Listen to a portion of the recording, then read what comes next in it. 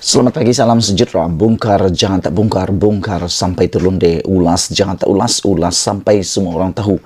Pagi ini kita digemparkan dengan satu pengakuan daripada Tun Mahathir berkaitan dengan Najib.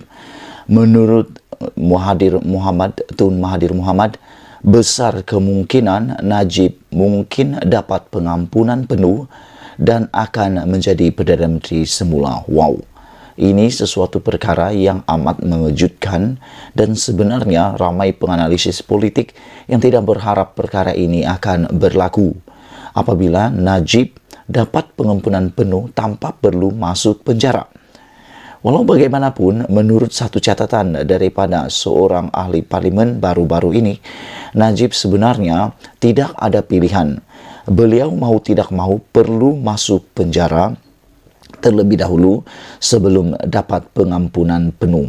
Najib tidak punya alasan untuk tidak masuk penjara dahulu, kerana sekiranya beliau tidak masuk penjara terlebih dahulu, beliau tidak mungkin boleh dapat pengampunan daripada sesiapa. Ulasan sepenuhnya. Pengerusi Parti Pejuang Tanah Air Pejuang, Dr. Mahathir Mohamad berpandangan bahawa ada kemungkinan Datuk Seri Najib Tun Razak mendapat pengampunan penuh atas kesalahannya termasuk penyelewengan, pecah amanah dan salah guna kuasa.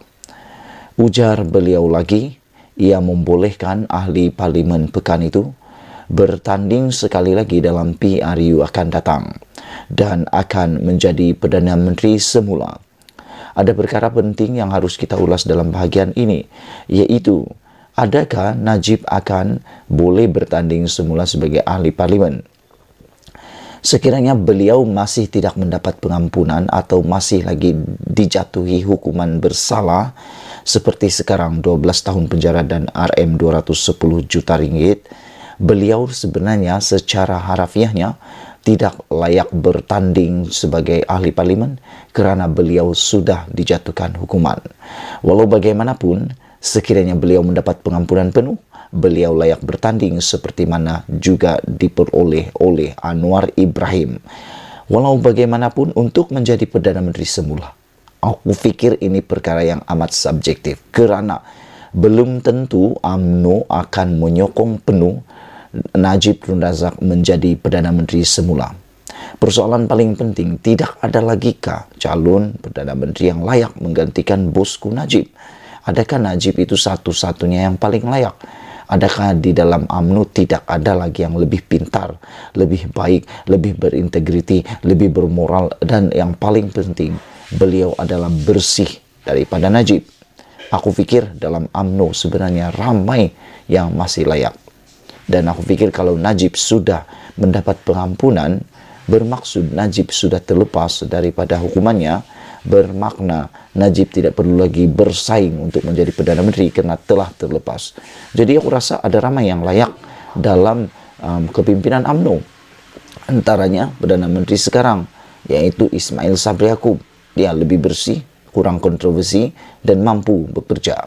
Selain itu, Khairi Jamaluddin juga boleh. Di mana Hisamuddin Tun Hussein? Ada ramai lagi yang layak sebenarnya. Saya tidak fikir, kata Mahathir lagi, saya tidak fikir Najib menggemari idea masuk penjara. Dia mahu diampunkan tanpa masuk penjara. Ya, iyalah, semua orang tidak akan suka masuk penjara. Apalagi digelar sampai mati bekas banduan. Apalagi digelar sampai mati sebagai seorang yang sudah sah bersalah kerana sudah masuk penjara. Tapi Najib antara yang tidak suka, tidak idea untuk masuk penjara, kata Mahathir Mohamad. Dia mahu diampunkan tanpa masuk penjara. Aku fikir ini tidak adil. Ini tidak adil kerana seorang yang bersalah sepatutnya dihukum dulu baru boleh dapat pengampunan, seperti mana yang pernah ditulis oleh seorang ahli parlimen daripada Pembangkang. Beliau mengatakan dia perlu masuk penjara dulu baru dapat pengampunan. Tokmat juga telah memberikan kenyataan itu dalam temu ramah, iaitu Najib perlu masuk penjara sebelum dia dapat pengampunan. Kata Mahathir lagi, sudah tentu hanya yang di-Pertuan Agong, yaitu Al-Sultan Abdullah Riyatuddin Al-Mu'tamadillah Shah, yang boleh memaafkannya katanya dalam siaran Facebook resminya pada Kamis, yaitu kemarin. Memang di Malaysia hanya seorang yang boleh mengampuni salah, yaitu yang di Pertuan Agong dengan nasihat daripada Perdana Menteri atau dengan perbincangan daripada Majlis Raja-Raja. Walau bagaimanapun, seperti yang telah ditulis oleh salah seorang ahli parlimen dan oleh Tokmat juga telah mengatakan bahawa Najib perlu masuk penjara sebelum dia dapat pengampunan. Ulas ahli parlimen Langkawi itu lagi, Mahkamah Persekutuan akan mendengar rayuan berhubung perkara berkenan sebelum keputusan dibuat. Sekian dulu ulasan hari ini. Kita nak sambung lagi. Jika dapatan tidak sebulat suara, kemungkinan pengampunan akan diberikan. Ini adalah hasrat orang rasuah yang percaya bahawa kerajaan yang rasuah akan bertolak ansur dengan rasuah mereka, kata Mahathir. Dalam pada itu, Mahathir juga berkata, ramai pengundi yang merasakan bahawa mereka tidak mempunyai alternatif lain dalam memilih pemimpin, memandangkan semua ahli politik korup. Nasib baik perkara itu tidak begitu benar. Terdapat ahli politik yang tidak rasuah, kata Tun Mahathir.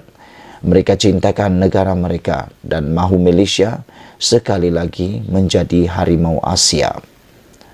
Terdapat juga pertubuhan bukan kerajaan yang mahukan Malaysia menjadi sebuah negara yang hebat. Malangnya, NGO bukan parti politik menurutnya lagi. Jelas Mahathir lagi, cara terbaik untuk NGO mencapai perjuangan mereka dalam membersihkan kerajaan adalah dengan mengundi ahli politik bersih yang tidak berkuasa sekarang, tetapi mahu negara pulih sebagai harimau Asia.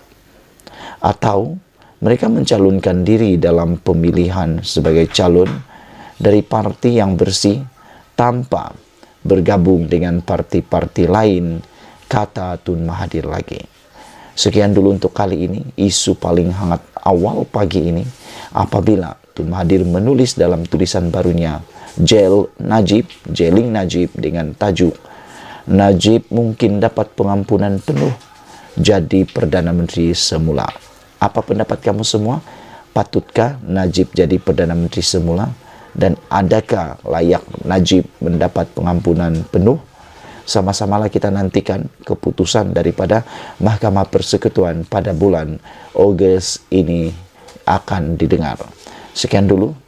Malaysia kita punya, kita jaga sama-sama. Cintai Malaysiaku. Kita jumpa lagi. Bye-bye.